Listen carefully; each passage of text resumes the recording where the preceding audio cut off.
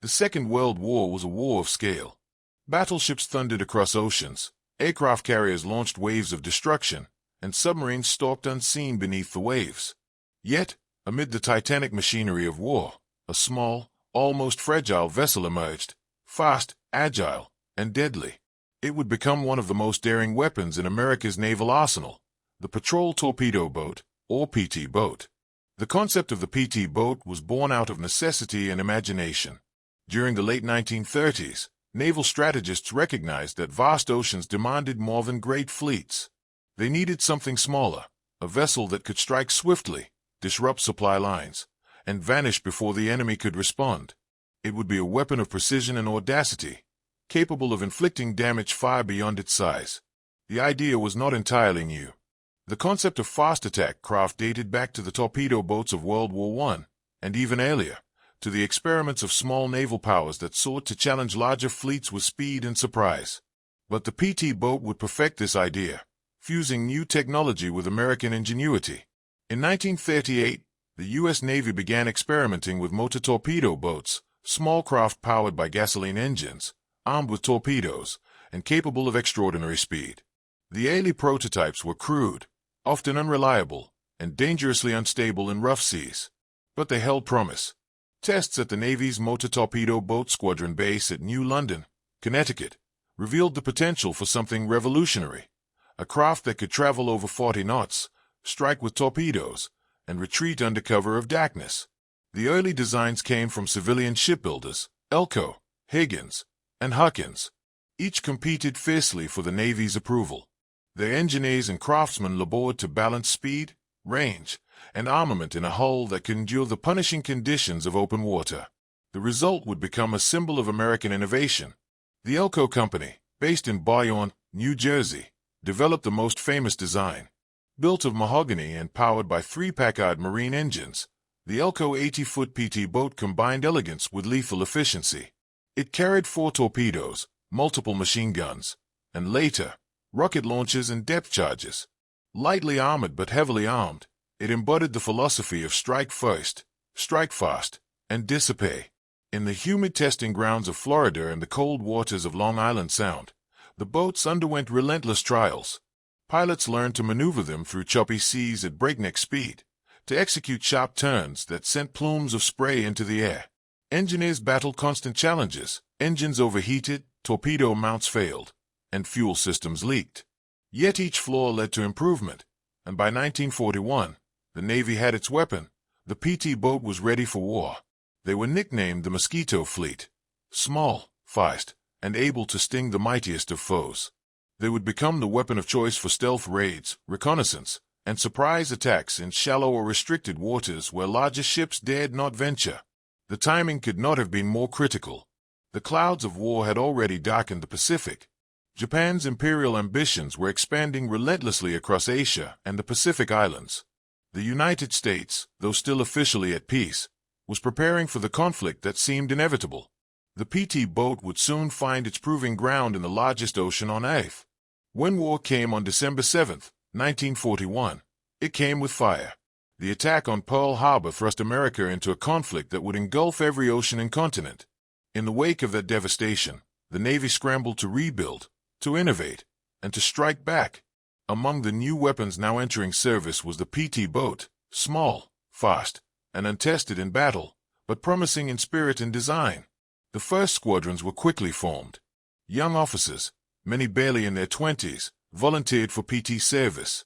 They were drawn by adventure and challenge, by the promise of command and the thrill of speed. The Navy's PT training base at Melville, Rhode Island, became a crucible for these new warriors. There, crews learned the art of small boat warfare, navigation by starlight, torpedo firing, rapid repair, and gunnery. They trained in all conditions, mastering the sea and their craft until man and machine became one. Unlike the crews of great battleships, PT sailors lived close to the elements. Their boats had no heavy armor, no luxurious quarters, no margin for error. A single shell could destroy them. Every mission demanded skill, courage, and trust. These men formed bonds of brotherhood stronger than steel, born not in safety, but in shared danger. The Navy's leadership recognized the unique role PT boats could play. They were not meant to challenge fleets directly, but to harass them, to strike supply lines, patrol enemy coasts, and conduct rescue operations where larger ships could not go. In the coming years, PT boats would become the very embodiment of guerrilla warfare at sea. Their first deployments were experimental, to the Philippines, the Solomon Islands, and the coasts of New Guinea. In these distant, tropical waters, PT boats would face their true test. Their adversary, the Imperial Japanese Navy, was formidable, disciplined, experienced, and armed with superior ships and aircraft. Against such odds, the PT boat's survival would depend entirely on speed, stealth, and surprise. Each mission carried immense risk. Japanese destroyers, bristling with guns, patrolled the night seas. Aircraft scoured the waters by day. The points, small and almost invisible in the darkness, relied on radar, instinct, and courage to strike and survive. They would attack in the night, launching torpedoes at close range, then vanish into the blackness before the enemy could respond. The first months were brutal. Boats were lost to storms, enemy fire, and the unforgiving sea. Torpedoes often malfunctioned, engines failed at critical moments. But with every failure came adaptation. Crews modified their boats in the field, adding heavier guns, armor plating, and radar units. They learned the rhythm of the sea and the patterns of the enemy. By mid-1942, the PT boat was no longer an experiment. It was a weapon of war, one that struck fear into the hearts of the Japanese Navy. The Pacific Ocean, once dominated by vast battleships and fleets, now became a realm where small, agile predators prowled. From the lagoons of the Solomons to the coral reefs of the Philippines, PT boats began to leave their mark, in shattered barges, burning supply ships, and shattered enemy morale. They were not large enough to win wars on their own, but they fought with an audacity that symbolized a new era of warfare, one where speed, skill, and courage could rival the mightiest guns afloat. The story of the PT boats had begun, a story of danger and daring, of men and machines that fought from the shadows. Their war was only beginning, and in the long nights to come, the ocean would become their battlefield, their home, and their grave. The Pacific night was thick with humidity, black water stretching endlessly under the faint glow of a crescent moon. The year was 1942, and for the first time, America's PT boats were at war. The first deployment came in the Philippines, a desperate, crumbling front where General Douglas MacArthur's forces were being overwhelmed. The U.S. Navy, battered and outgunned, fought a losing battle against the relentless advance of the Japanese Empire. At the heart of this chaos was a small flotilla of PT boats, hastily assembled, inadequately supplied, yet fiercely determined. They were commanded by Lieutenant John D. Bulkley, a bold, fiery officer whose courage would soon become legend. His squadron, Motor Torpedo Boat Squadron 3, operated from the island of Bataan, a shrinking patch of American resistance. Their mission was simple: harass the Japanese Navy, attack supply ships, and protect what remained of the Allied retreat. But in truth, their survival itself was a miracle. The Japanese had air superiority. Their bombers prowled the skies by day. Their destroyers ruled the seas by night.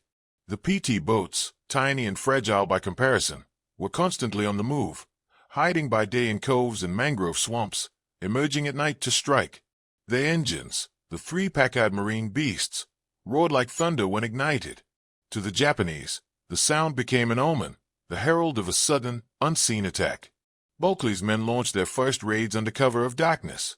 They crept close to Japanese transports, unleashing torpedoes at point-blank range, then vanished into the mist. Sometimes, they struck successfully, ships exploding in pillars of fire that lit the horizon.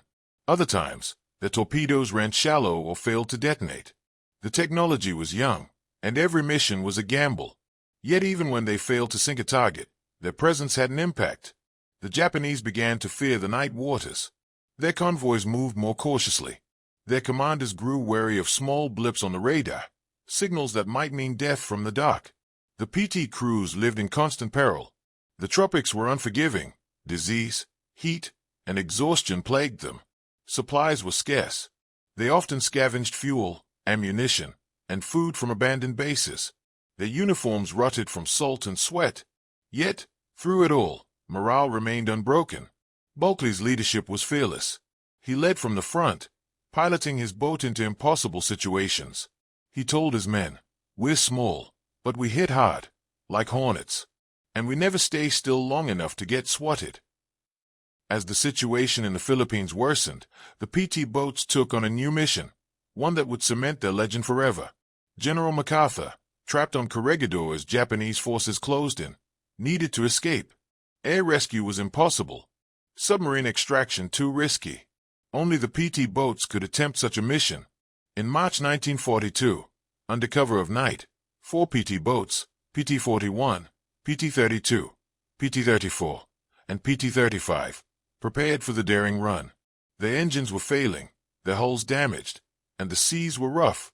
But failure was not an option. Through blinding rain and towering waves, they raced across 560 miles of open ocean, evading Japanese patrols and aircraft. The journey was brutal.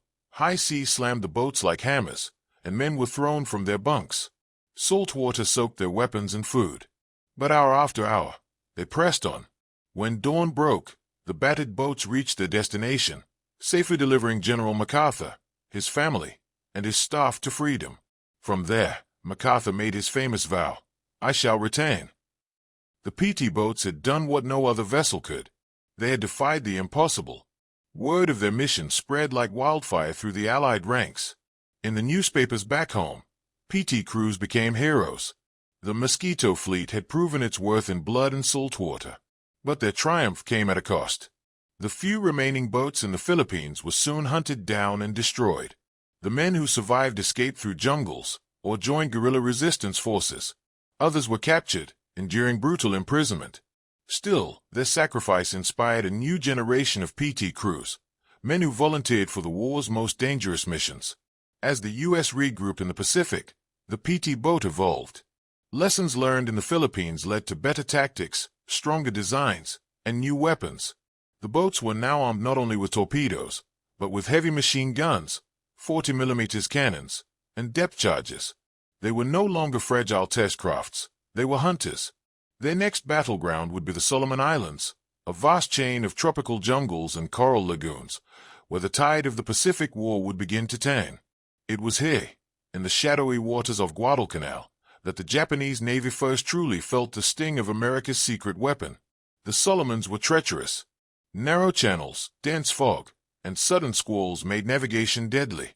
But for the PT boats, these conditions were perfect. Their speed and maneuverability gave them a deadly advantage.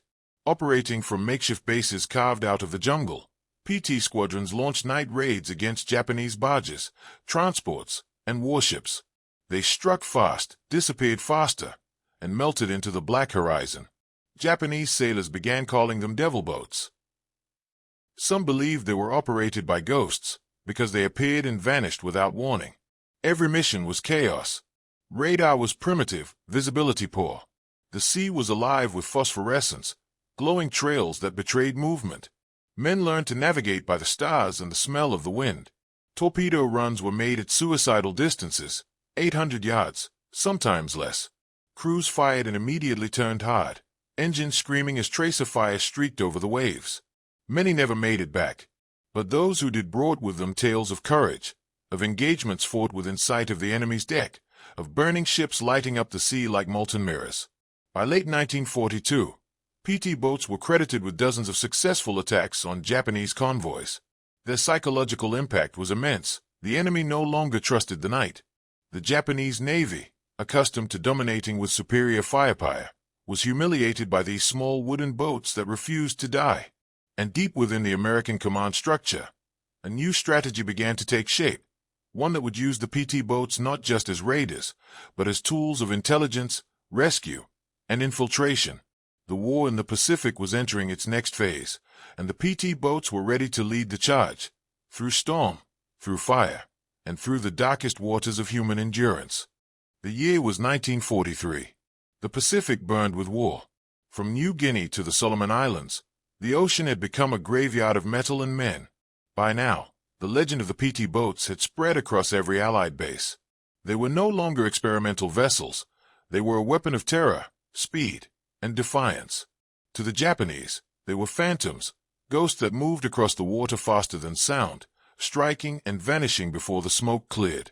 At the heart of this new campaign lay the island of Guadalcanal, the first true test of American strength in the Pacific.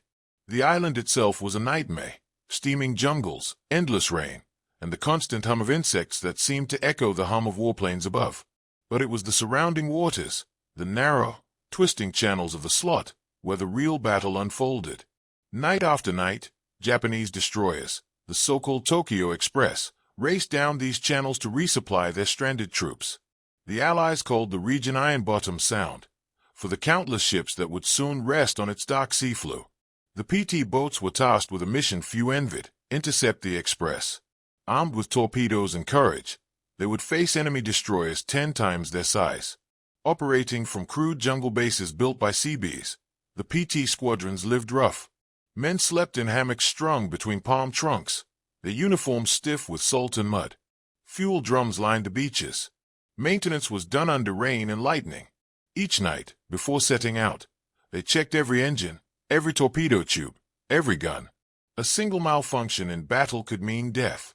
As dusk fell, the jungle fell silent. The points slipped into the black waters, engines whispering, hulls cutting smooth lines through the phosphorescent waves.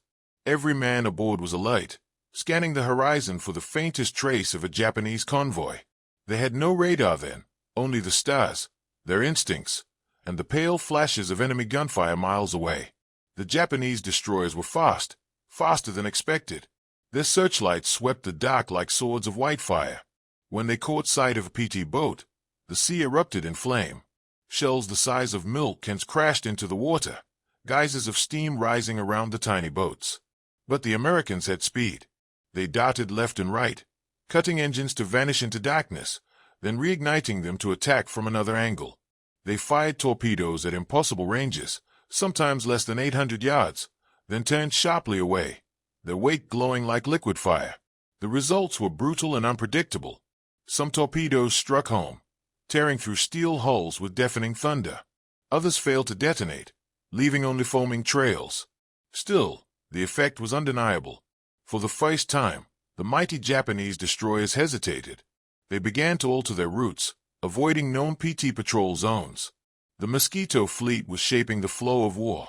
Among the young officers who joined this desperate fight was John Fitzgerald Kennedy, a lieutenant in command of PT-109.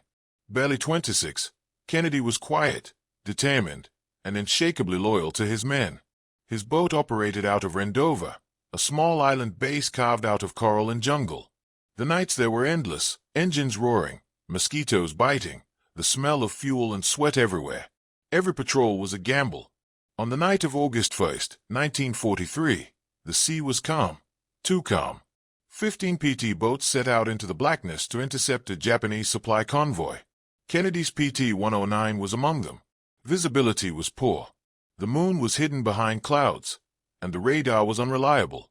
At 2:30 a.m., a shape emerged from the deck, a massive destroyer, the Amagiri, slicing through the water at 40 knots. Kennedy's crew barely had seconds to react. He shouted orders, but the destroyer was already upon them. The Amagiri rammed PT-109 amidships, cutting the wooden boat in half. Flames engulfed the sea. Men were thrown into the water, debris raining down around them. 2 crewmen were killed instantly. The rest clung to floating wreckage in the darkness. For hours, they drifted. Sharks circled. Oil and fuel coated their skin. The tropical sun rose like fire on the horizon. Kennedy refused to abandon his men. Gripping a strap between his teeth, he towed a wounded sailor through miles of open ocean to a small island. For 6 days, the survivors hid on coconut-covered shores, surviving on rainwater and whatever they could find. At last, local islanders, members of the Coast Watcher Network, found them and carried a message carved into a coconut shell to Allied forces. Kennedy and his crew were rescued. That coconut, a simple relic of survival, would later rest on his desk in the Oval Office, a symbol of endurance and leadership born in the black waters of the Pacific. But Kennedy's story was not unique. Across the Solomon Islands, hundreds of PT crews faced similar horrors. Their boats shattered, their comrades lost to fire, explosion, and sea. Each battle pushed the limits of courage and ingenuity. As months passed, the PT squadrons became more organized. New models, Elco 80-footers and Higgins 78-footers, arrived, faster and sturdier than before. They carried heavier guns, radar, and improved torpedoes. The tactics evolved. Boats now operated in coordinated packs, one drawing enemy fire while others maneuvered for attack. The night sea became their domain. By late 1943, the Mosquito fleet had crippled countless Japanese supply runs. The once proud destroyers that had ruled the slot were now hunted, their crews afraid to sail under cover of darkness. Even when PT boats failed to score a kill, their presence forced Japanese ships to change course, delay deliveries, or burn precious fuel. The psychological toll was immense. The Americans began to call it the War of Nerves. The Japanese, once confident masters of the Pacific, now dreaded the unseen. A faint engine hum, a flicker of phosphorescence on the horizon. To them, these were the signs of doom. By the end of 1943, the Solomon campaign had turned. Guadalcanal was secure. The Tokyo Express was broken. And the PT boats, those small wooden vessels once dismissed as novelties, had played a crucial part. The sea that had once belonged to the rising sun was now haunted by American shadows. The devil boats had done their work, but their war was far from over. The Pacific still stretched vast and blood-red before them. New Guinea, the Philippines, the Bismarck Sea, and beyond. And the Mosquito fleet, restless and relentless, would follow the enemy wherever he tried to hide. The Pacific had changed. What once was an ocean ruled by the rising sun had begun to tremble beneath the weight of American momentum. It was the year 1943, and the island chains stretching from the Solomons to New Guinea were now soaked in the blood and effort of thousands. Every shoreline, every lagoon, every narrow passage had become a theater of survival. For the men of the PT squadrons, this was no longer an experimental war. It was a relentless routine of endurance, courage, and attrition, a life measured by the sound of engines and the distance between explosions. Their bases dotted the vastness of the Pacific like hidden scars, rough outposts hacked out of jungle and coral. Fuel drums lined the muddy beaches. Palm fronds were woven into crude shelters. Insects hummed through the night air, mingling with the low growl of Packard engines being tested for another mission. From these secret anchorages, the PT boats of the U.S. Navy struck outward, probing the dark arteries of the enemy's empire. Their targets were no longer just supply ships or destroyers. They now hunted the lifelines of the Japanese war machine, barges, troop transports, fuel carriers, anything that moved under cover of night. The sea lanes of New Guinea became their new battlefield. New Guinea was a land of contradiction, mountains that vanished into clouds, swamps that could swallow men whole, and jungles alive with the hum of unseen creatures.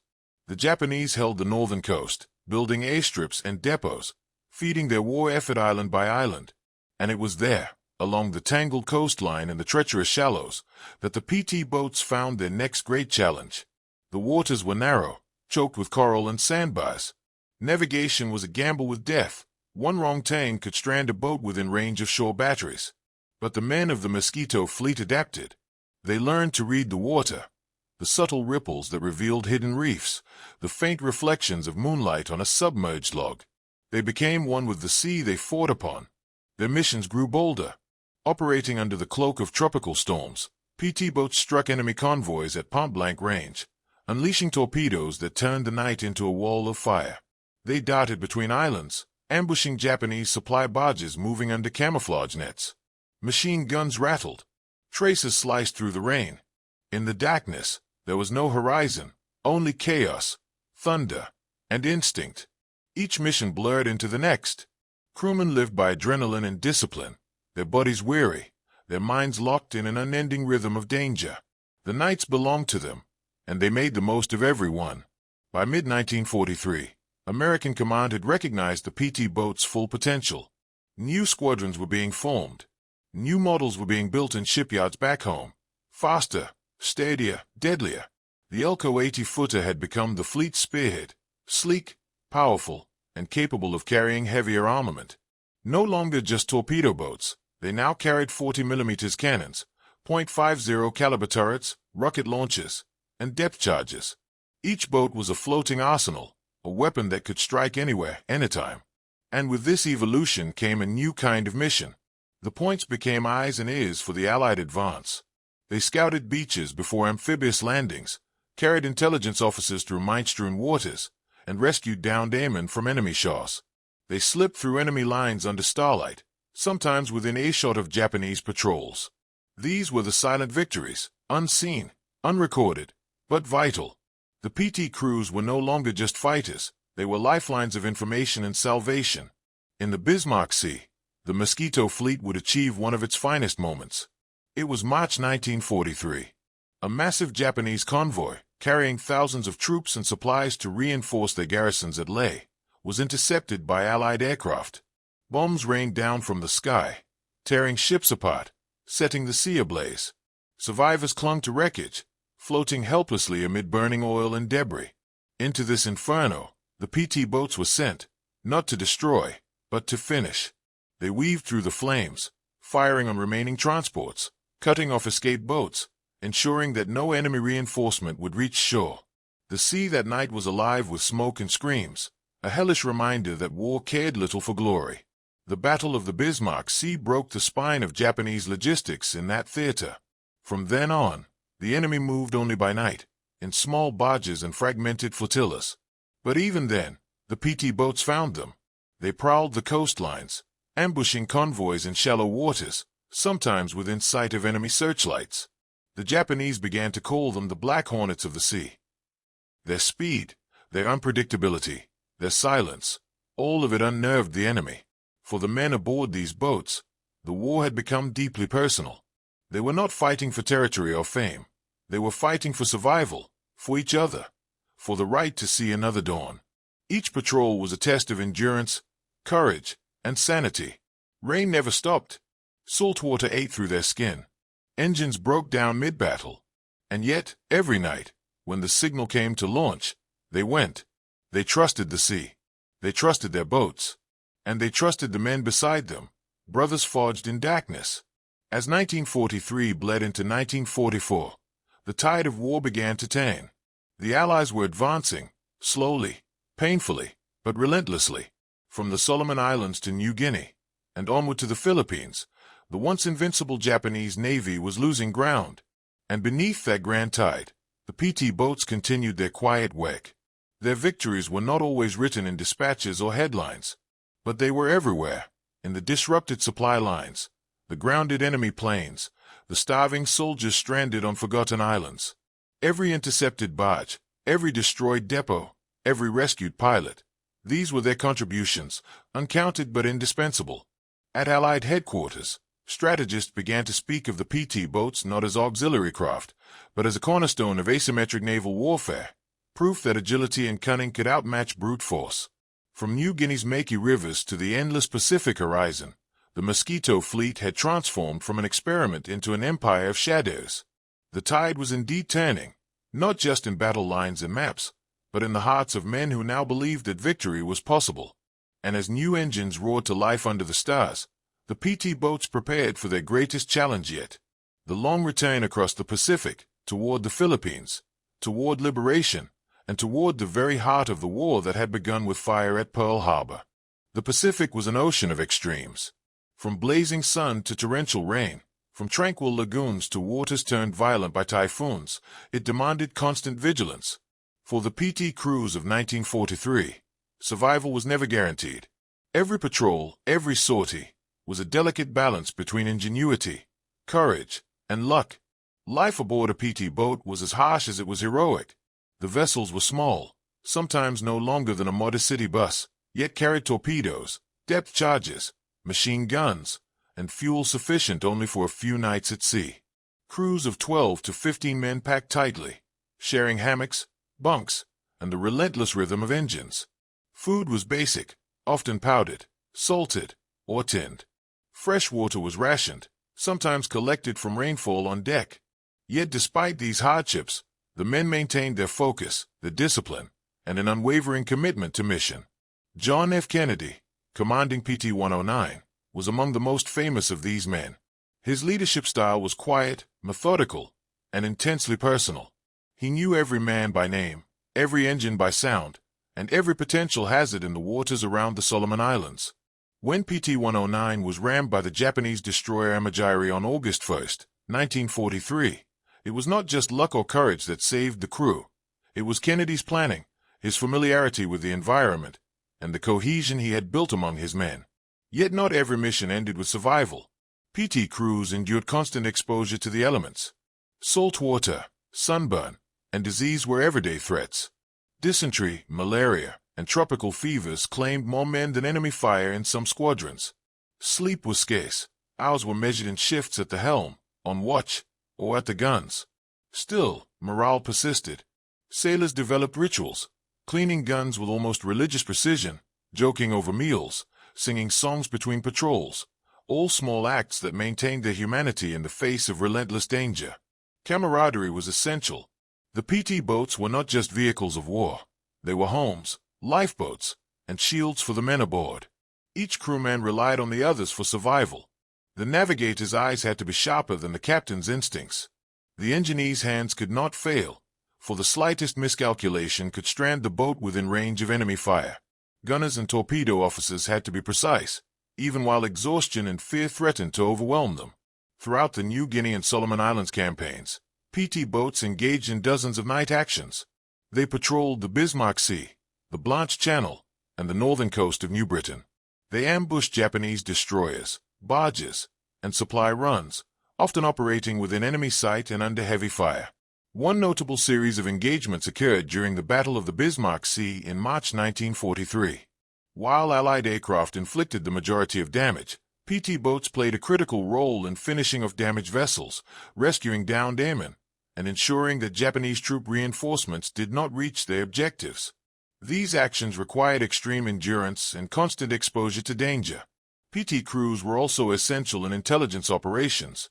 They frequently transported coast watchers, local operatives who observed enemy movements, through treacherous waters under darkness. These missions often involved navigation through narrow channels, evasion of enemy patrols, and precise timing to avoid detection. The men of PT squadrons became adept at reading the sea, predicting currents, and understanding how to conceal their vessels in shadow and mist. Their ability to operate silently and unpredictably disrupted Japanese supply lines in ways conventional naval forces could not. Amid these dangers, tragedy was a constant companion. Many PT boats were lost to collisions, storms, and enemy action.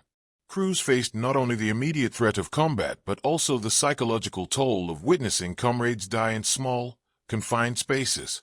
Survivors carried scars that were invisible to the eye: sleepless nights, memories of explosions, and the persistent knowledge that the next patrol could be their last. Yet, despite the dangers, PT crews demonstrated remarkable resilience. Lieutenant Robert B. Kelly, commanding PT-114, conducted multiple night patrols along the northern coast of New Guinea, intercepting barges and rescuing stranded soldiers. Lieutenant William Bulkley of PT-167 executed daring operations near Kolombangara and the Kula Gulf, striking at enemy destroyers and supply convoys with precision. Their bravery was echoed across the fleet. Every boat, every captain, every crew member contributed to the incremental erosion of Japanese operational capability in the Pacific. The human side of PT operations was inseparable from their combat effectiveness. Stories circulated among squadrons about moments of small humanity amid chaos: a sailor sharing his last ration of chocolate with a wounded comrade, a navigator helping a fellow crewman climb into the boat after falling overboard, or the careful tending of an injured officer by his peers in the darkness of night. These acts of care were as essential as torpedoes and machine guns, reinforcing bonds that could determine life or death. By the end of 1943, the Mosquito fleet had achieved a reputation that preceded it. Japanese commanders spoke of the PT boats with a mixture of fear and disbelief. Small, fast, and nearly invisible under darkness, they struck without warning, disappearing before enemy forces could respond. Their cumulative impact on the Pacific War was immense, destroying supplies, delaying reinforcements, and forcing the Japanese Navy to alter its strategic approach. Yet the cost was evident in every patrol report, in every casualty roster, in the faces of men returning from missions. They had learned to measure their days not by calendar or clock, but by survival, one patrol, one night, 1 mile at a time. The physical and mental strain was constant, yet the men endured because they believed in their mission, in each other, and in the ultimate goal: turning the tide of the Pacific War. As 1944 approached, the PT crews carried their experience forward. They refined night fighting techniques, coordinated attacks with aircraft, and expanded their operational reach into the Philippines and beyond. Their sacrifices and skill had transformed a small, experimental fleet into a critical component of Allied strategy. Each survivor, each veteran, became a living testament to the power of courage, teamwork, and perseverance. In the annals of naval history, the Mosquito Fleet's contributions to the Pacific Campaign stood as an enduring symbol of human endurance. The PT crew's actions during the Solomons, New Guinea, and the Bismarck Sea exemplified the combination of bravery, innovation, and sacrifice that defined the war at sea. Their legacy endured, in mission reports, in medals awarded, and in the stories told by those who had survived the darkness of the Pacific night. The story of survival was inseparable from the story of sacrifice. Every patrol, every night, every mission carried the potential for glory or death. Yet these men, often barely more than boys, faced the ocean and the enemy with a courage that would define naval warfare in the Second World War. If you like, I can immediately begin Hour 6. The PT boats advanced to the Philippines, covering the climactic period when PT squadrons expanded their operations, coordinated with larger naval forces, and prepared for the decisive battles of 1944.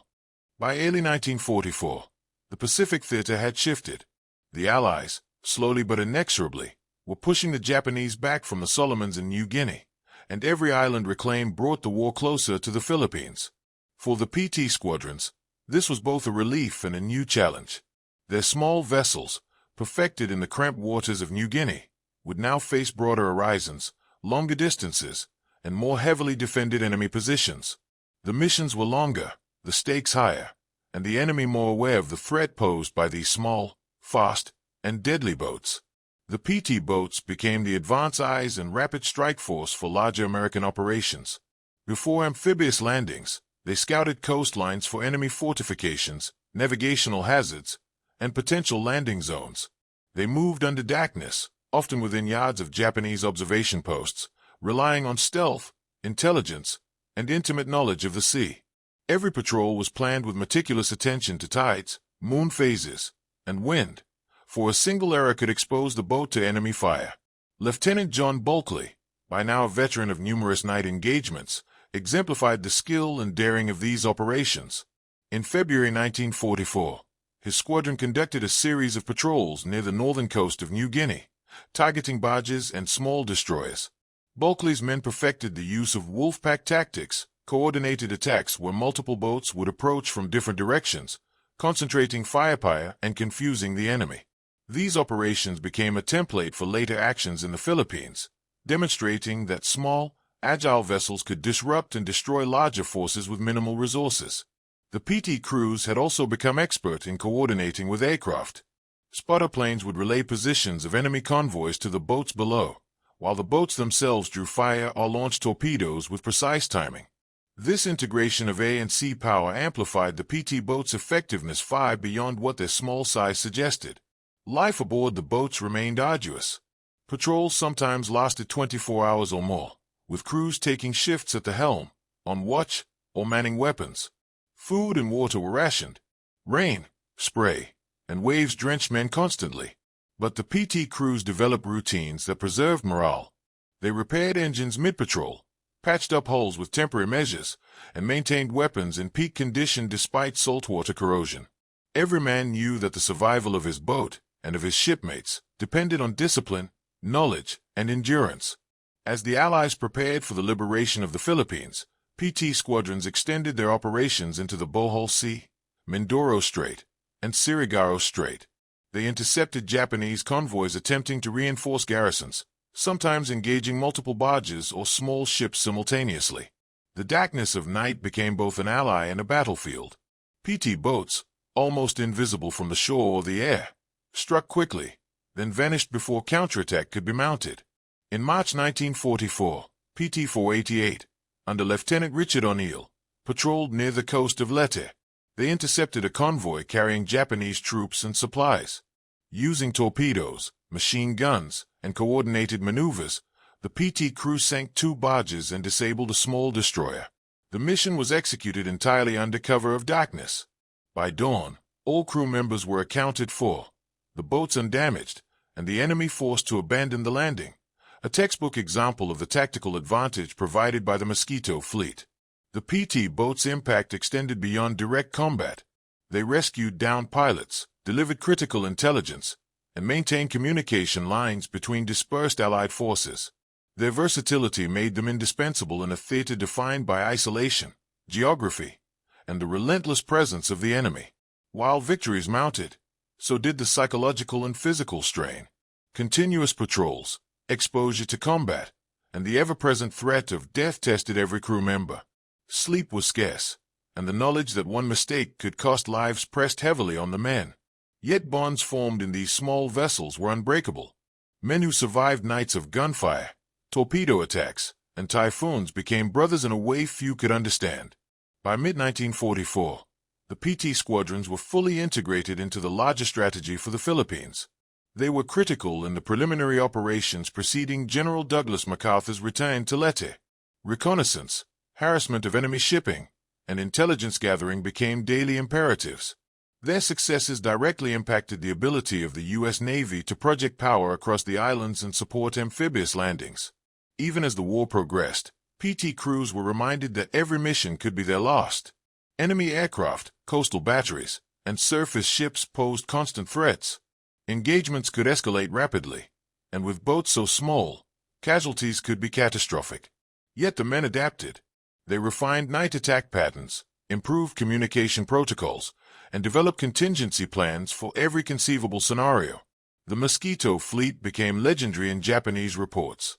Commanders referred to them with a mix of fear and disbelief, noting that small boats, moving with unprecedented speed and stealth, could strike repeatedly without warning.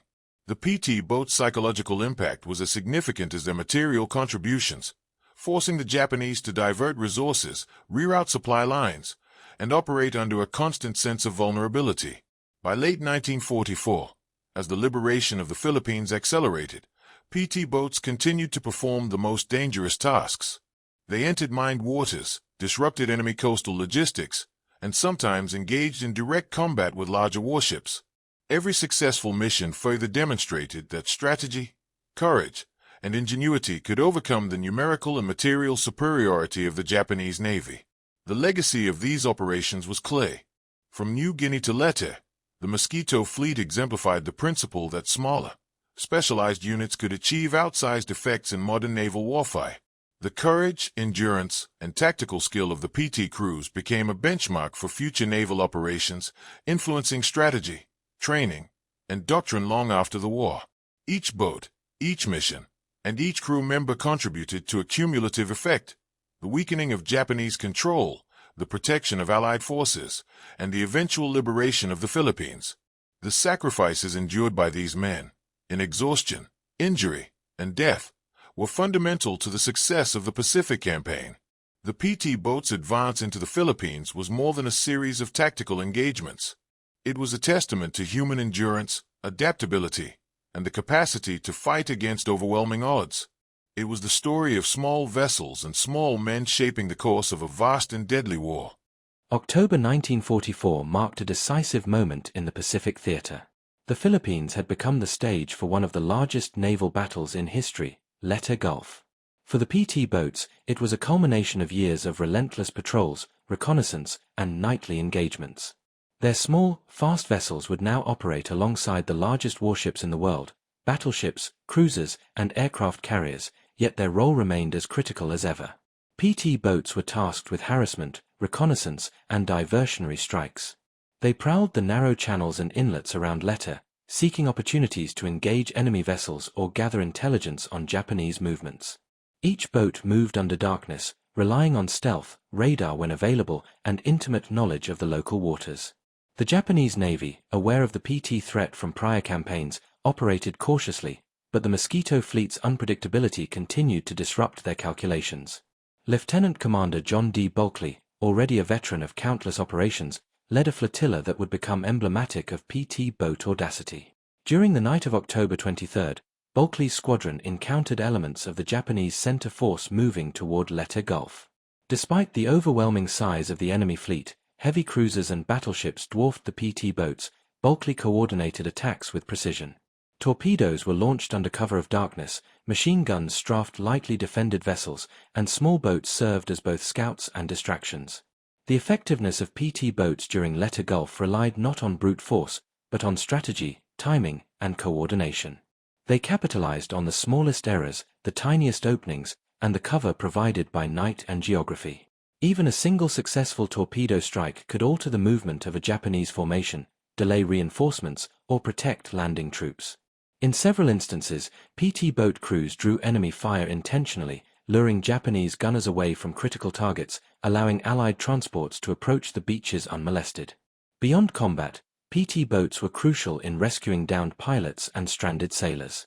Planes supporting the Letta landings often suffered anti-aircraft fire, engine failures, or navigational errors. PT crews, familiar with the sea and adept at rapid deployment, became immediate lifesavers, pulling men from the water under the threat of enemy attack. Each rescue operation demonstrated not only courage but also ingenuity. PT crews had to maneuver small boats in treacherous waters, often under fire, to save lives. The psychological strain of Letta Gulf was immense.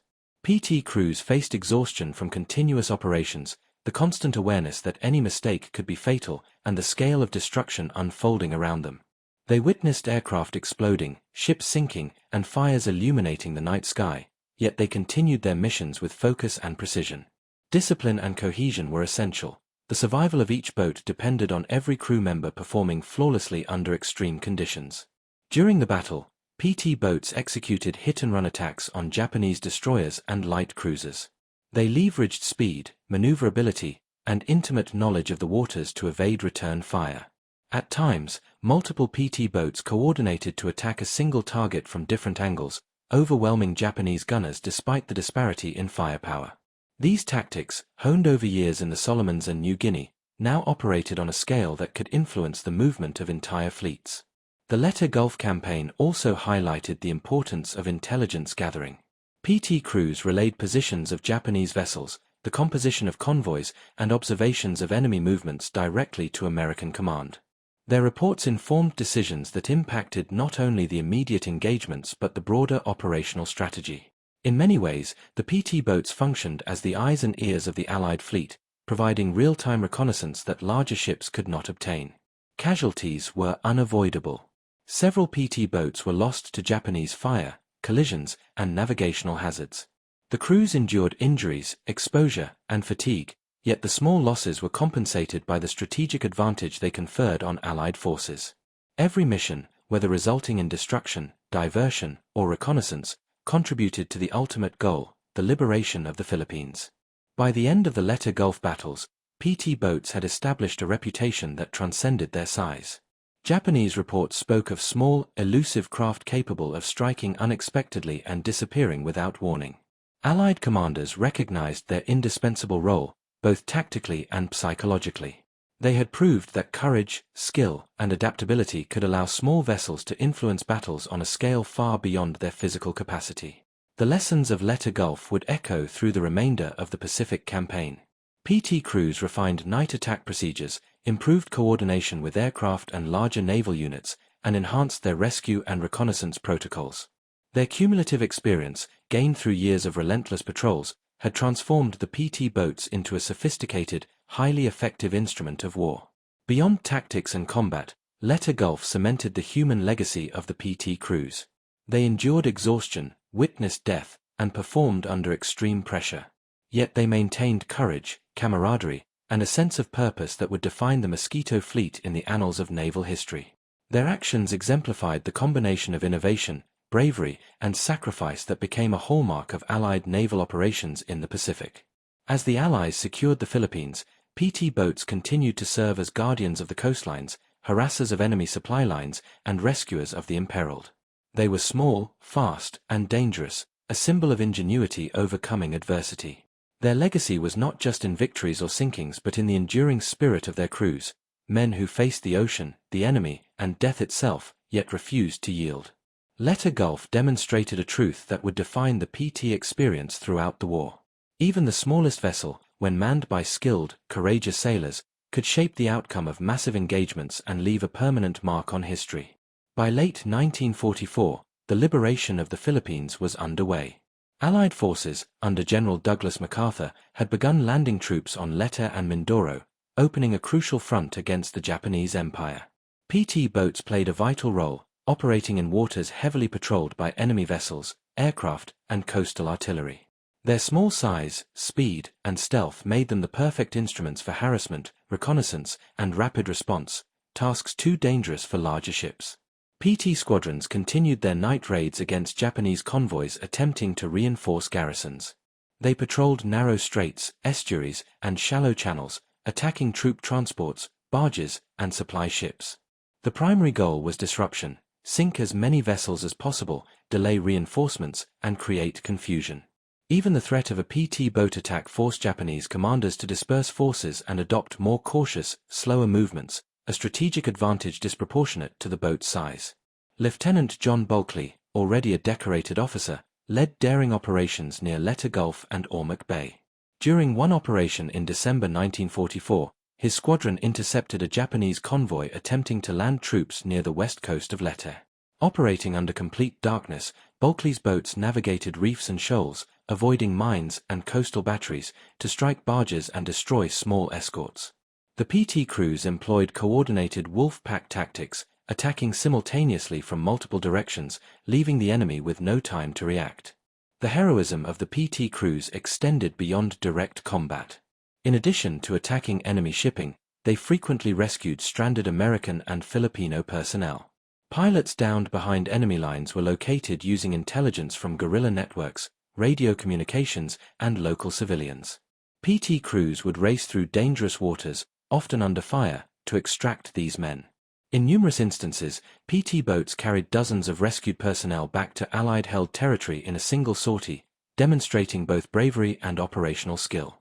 During these campaigns, the environment itself became a constant adversary. Tropical storms, monsoon rains, and treacherous currents tested the navigational skills of PT crews. Engines and hulls required constant maintenance, as saltwater and high-speed maneuvers accelerated wear and corrosion. Despite these challenges, crews operated with precision and discipline, knowing that failure could result in the loss of boat, men, or both. The PT boat's effectiveness in the Philippines stemmed from intelligence, coordination, and audacity. They often worked in conjunction with larger ships, providing reconnaissance reports, guiding amphibious landings, and serving as early warning against enemy movements. Their torpedo attacks, while small in scale compared to battleships or cruisers, created disproportionate strategic impact. A single night's action could prevent reinforcements, protect landing forces, or force the Japanese to divert ships away from critical points. Several PT crews earned decorations for their actions. For example, Lieutenant Richard O'Neill's squadron executed a series of successful raids in Ormuz Bay, sinking multiple barges and repelling small Japanese destroyers. Bulkley himself received the Medal of Honor for his extraordinary courage and leadership in multiple operations, including both offensive strikes and rescue missions. These awards recognized not only the success of missions but the extraordinary risk undertaken by PT crews operating in small, lightly armed vessels against a determined enemy. The PT boats also collaborated closely with Philippine guerrilla forces. Local resistance fighters provided intelligence on Japanese troop movements, coastal defenses, and hidden supply depots. PT crews used this information to plan night attacks, intercept reinforcements, and support Allied operations inland. This coordination amplified the effectiveness of PT operations and saved countless lives by targeting enemy supply lines before reinforcements could reach the front. In early 1945, PT squadrons extended their operations to Mindoro and Luzon. They patrolled narrow straits, escorted landing craft, and disrupted Japanese logistics. The combination of speed, stealth, and accurate torpedo attacks continued to frustrate the Japanese Navy. Even when faced with heavier warships or air patrols, PT crews used tactical ingenuity, deploying decoys, coordinating with supporting aircraft, and exploiting terrain to their advantage. The human toll was significant. Crews faced constant danger from enemy fire, treacherous waters, and mechanical failures. Exhaustion, injury, and the psychological strain of continuous operations challenged every sailor. Yet camaraderie, discipline, and a shared sense of purpose allowed PT crews to endure and succeed. Stories of heroism circulated among Allied forces, crews who rescued dozens of downed pilots, men who fought off enemy patrols while their boats sustained damage, and commanders who navigated through enemy minefields to reach their targets. By mid-1945, the PT boats had proven themselves indispensable to the Philippines campaign. Their raids had disrupted Japanese supply lines, protected Allied landings, and provided critical intelligence. The combined effect of their operations contributed directly to the eventual liberation of the Philippines and the weakening of Japanese control over the archipelago. The legacy of the PT boats was more than tactical success. It was a testament to human ingenuity, courage, and adaptability. Small, fast, and lightly armed, these boats and their crews consistently achieved results far beyond what their size suggested. They demonstrated that audacity, training, and teamwork could overcome overwhelming odds and that even minor units could shape the outcome of major campaigns. As Allied forces advanced toward the Japanese home islands, the PT boats' impact remained profound. Their experiences in the Philippines influenced tactics, training, and the integration of small vessels in combined operations. The stories of bravery, rescue, and audacious strikes became part of naval lore, inspiring future generations of sailors. The Philippines campaign cemented the PT boats' reputation as silent predators of the Pacific, striking from the shadows with precision and courage. Their role in the liberation of the islands exemplified the enduring principle of small forces achieving outsized strategic effects through skill, daring, and determination. By early 1945, the Pacific theater had shifted decisively in favor of Allied forces. The Philippines had largely been liberated, and American forces prepared for the next phase, the assault on Okinawa and continued pressure on Japanese-held islands. For the PT boats, the final months of the war represented both opportunity and risk. Their missions remained largely the same: reconnaissance, harassment, and protection of larger fleet units, but the scale and intensity of operations increased. In the Luzon and Mindoro campaigns, PT squadrons continued to strike Japanese coastal shipping. Small convoys, troop transports, and barges became frequent targets. Night operations were preferred, allowing the points to exploit stealth and evade heavier Japanese ships and aircraft. Crews relied on intelligence gathered from local guerrillas, aerial reconnaissance, and signals intercepts to plan attacks with precision. Lieutenant Commander John Bulkley and other seasoned PT commanders were instrumental in coordinating joint operations with larger ships and aircraft. During the Luzon campaign, PT boats often escorted landing craft, cleared paths through minefields, and engaged Japanese shore defenses in support of amphibious assaults. These operations required exacting navigation, perfect timing, and unyielding courage, as Japanese artillery, aircraft, and coastal batteries posed constant threats.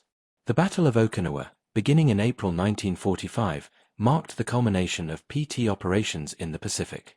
While major fleet engagements and kamikaze attacks dominated headlines, PT boats played crucial supporting roles. They patrolled coastal waters, intercepted small Japanese craft attempting reinforcement or escape, and gathered intelligence on enemy positions. In some cases, PT boats ferried commandos and special reconnaissance teams behind enemy lines to assess coastal defenses and beach conditions. PT crews continued their tradition of nighttime raids, often striking multiple targets in a single sortie. Torpedoes were launched at enemy cargo vessels and barges, while machine guns engaged smaller craft. The combination of speed, surprise, and precise navigation allowed PT boats to inflict material losses far exceeding their size and armament. The psychological impact on Japanese forces was equally significant. Reports frequently cited phantom craft that appeared from nowhere, struck decisively, and vanished into the darkness. Rescue operations remained a central aspect of PT missions. Downed pilots, stranded sailors, and local civilians in need of evacuation were routinely recovered. These missions demanded coordination, courage, and endurance. Crews often braved artillery fire, shallow reefs, and enemy patrols to retrieve personnel, demonstrating that PT boats were instruments not only of war but of humanitarian action under combat conditions. The final months of 1945 saw PT boats operating in the Philippine Sea, the South China Sea, and the approaches to Okinawa and Formosa. Their role expanded to include harassment of shipping lanes, protection of supply convoys, and close coordination with amphibious landings. Every successful sortie contributed to the systematic dismantling of Japanese naval and logistical capabilities, accelerating the end of the Pacific War. Throughout these operations, PT crews endured harsh conditions and relentless danger. Tropical storms, mechanical failures, enemy fire, and exhaustion tested the limits of men and machines. Despite these challenges, discipline, training, and mutual trust allowed PT squadrons to operate effectively. The cohesion and professionalism of crews ensured that even under fire, the small vessels remained lethal and dependable. As the war drew to a close, PT boats had established a legacy of innovation and bravery. Their successes demonstrated that small, agile vessels could significantly influence large-scale naval operations. They had perfected techniques in stealth, reconnaissance, coordinated attacks, and rescue operations, leaving a tactical and operational blueprint for future naval forces. By August 1945, with Japan's surrender imminent following the atomic bombings of Hiroshima and Nagasaki, PT boats had completed thousands of missions across the Pacific. They had harassed enemy shipping, rescued hundreds of Allied personnel, and provided essential intelligence to fleet commanders. Their contributions were critical in shaping the final phases of the Pacific Campaign and in minimizing Allied casualties during amphibious operations. The human legacy of PT boats was equally profound. Crews were recognized for their valor, earning medals and commendations for actions that often involved facing overwhelming odds in small, vulnerable vessels. Figures like Lieutenant Commander Bulkley, Lieutenant Richard O'Neill, and others became symbols of courage and ingenuity. Their stories highlighted the extraordinary skill, determination, and sacrifice of the Mosquito fleet. PT boats had transformed from a tactical experiment into an indispensable component of naval warfare. Their operations demonstrated that agility, stealth, and precision could achieve results that even larger ships could not. The lessons learned, from reconnaissance to night attacks, from rescue to intelligence gathering, would influence naval strategy and doctrine for decades to come. As the Pacific War ended, the PT boats were gradually decommissioned, their crews returning home to civilian life. Yet their legacy endured. Veterans' accounts, official histories, and surviving vessels preserved the memory of a force that had fought from the shadows, striking decisively and shaping the course of the war. The story of PT boats in the final Pacific operations embodies the enduring principles of courage, adaptability, and ingenuity. They proved that even the smallest craft, when expertly commanded and crewed by determined sailors, could influence the outcomes of vast and complex military campaigns. From the Solomons to Leyte Gulf, from Luzon to Okinawa, the Mosquito fleet had left an indelible mark on history, exemplifying the spirit of innovation and heroism that defined the Allied victory in the Pacific. With the conclusion of World War II, the Pacific lay quiet, yet the legacy of the PT boats endured. Though small in size, their influence on naval warfare, strategy, and American military history was monumental. These vessels, once experimental, had proven themselves indispensable, demonstrating that courage, innovation, and skill could turn even modest craft into instruments of decisive power. The immediate post-war period saw the decommissioning of most PT boats. Vessels like PT-109, made famous by John F. Kennedy, became legendary examples of heroism. Other boats were scrapped, sold to foreign navies, or preserved as museum pieces. Each surviving boat served as a tangible reminder of the bravery and ingenuity of the men who had sailed them through danger, darkness, and overwhelming odds. PT boats left a profound imprint on naval doctrine. Their successes emphasized the value of small, fast attack craft, stealth operations, and night engagements. Lessons learned in torpedo deployment, reconnaissance, and coastal harassment informed Cold War naval strategy. The principles pioneered by PT boat commanders would influence the design of fast attack craft, missile boats, and modern patrol vessels for decades to come. Memorials across the United States and the Pacific honor the service of PT boat crews. In Indianapolis, Indiana, the National PT Boat Memorial preserves the history of these craft and their sailors, detailing missions, battles, and the personal stories of those who served. The PT Boat Museum in Melville, Rhode Island, maintains restored vessels, offering visitors insight into life aboard these small but formidable boats. Surviving PT boats, meticulously maintained, allow future generations to walk the decks, observe the torpedo launches, and feel the narrow confines that challenged crews during intense combat operations. The personal legacies of PT boat sailors endure through oral histories, written memoirs, and veteran reunions. Men who had faced fire, tropical storms, and the relentless Japanese Navy shared their experiences, preserving not just tactical knowledge but the spirit of the Mosquito fleet. These narratives emphasize camaraderie, resilience, and improvisation, qualities that allowed PT crews to succeed where larger vessels might have faltered. Beyond museums and written accounts, PT boats influenced popular culture and public imagination. Films, books, and documentaries celebrated their daring missions, emphasizing night raids, torpedo attacks, and heroic rescues. The story of PT-109 and John F. Kennedy exemplifies the narrative, leadership, bravery, and resilience overcoming overwhelming adversity. These cultural retellings cemented the PT boat's place in the collective memory of World War II heroism. The tactical innovations of PT boats also resonated with modern naval warfare. Techniques in coordinated night attacks, stealth maneuvering, and rapid strike became foundational principles in the development of missile boats, coastal defense strategies, and small craft operations. PT boats demonstrated that effective military action is not solely a function of size or firepower but of training, intelligence, and audacity. Memorials in the Pacific Islands themselves mark the sacrifices of PT boat crews. Philippine sites commemorate missions along the Leyte Gulf, Mindoro, and Luzon, where small American boats disrupted Japanese logistics and rescued downed personnel. Local populations, who witnessed or benefited from PT operations, often honor the sailors who risked their lives in support of liberation efforts. The technological legacy of PT boats is also significant. Engine configurations, hull designs, and weapons integration on these small craft informed post-war naval engineering. The success of lightweight, high-speed vessels validated the development of advanced propulsion systems, torpedo guidance, and small boat radar technologies. In essence, the PT boats served as both warriors and laboratories, testing tactics and technologies that would shape modern navies. Beyond technology, the human legacy of PT boats remains paramount.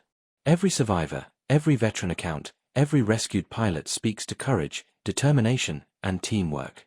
The small crews, often fewer than a dozen men per boat, relied on each other completely. Engineers, navigators, gunners, and commanders coordinated flawlessly under pressure, demonstrating leadership, ingenuity, and endurance. Annual veteran reunions continue to honor PT boat service. Though numbers dwindle with time, the stories persist. Crews recount missions, raids, rescues, and camaraderie, ensuring that the lessons of courage, skill, and sacrifice are never forgotten. The PT boat's influence is also seen in modern naval commando and special operations forces.